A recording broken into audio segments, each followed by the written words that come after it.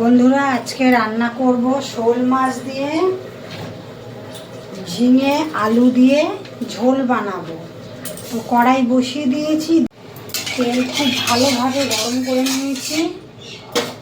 মাছের টুকরোগুলো দিয়ে দেবো। এই যে আমি মাছের ধুয়ে শোল মাছ ধুয়ে নুন হলুদ দিয়ে মেখে রেখেছি।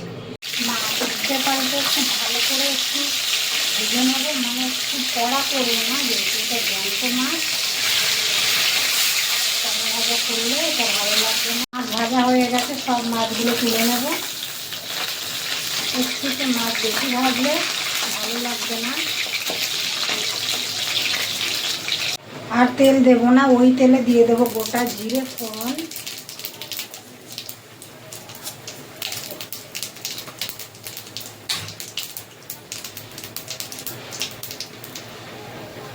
ধুয়ে রাখা আলুর টুকরোগুলো দিয়ে দেবো।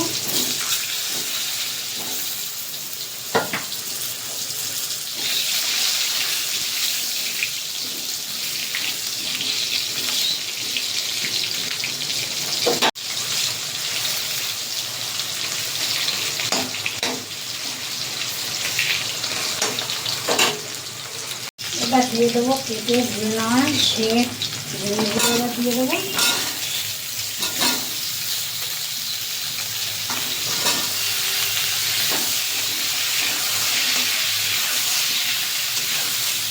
টমেটোর টুকরো দিয়ে দেবো, আদা বাটা দেবো,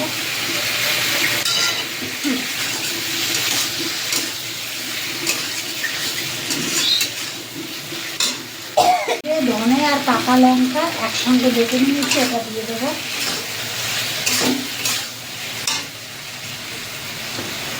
দিয়ে দেবো হলুদ,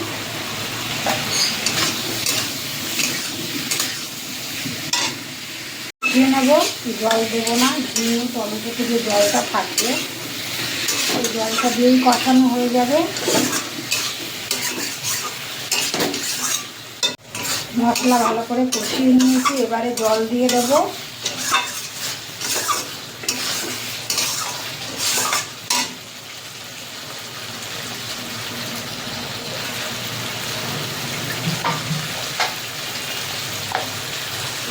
দিয়ে দেবো জল,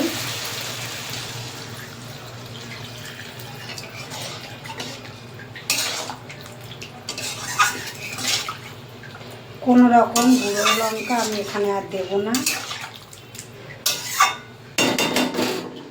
ঝোল ফুটে গেলে ভেজে রাখা মাছগুলো সব দিয়ে দেবো।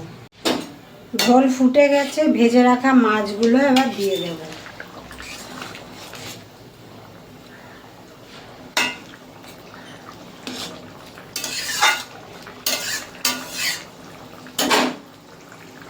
ঝিঙে আলু দিয়ে শোল মাছের ঝোল হয়ে গেছে, এবার নামিয়ে দেবো।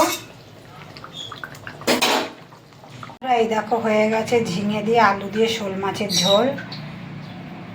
একদম হালকা তেল মশলা এটা বানিয়েছি।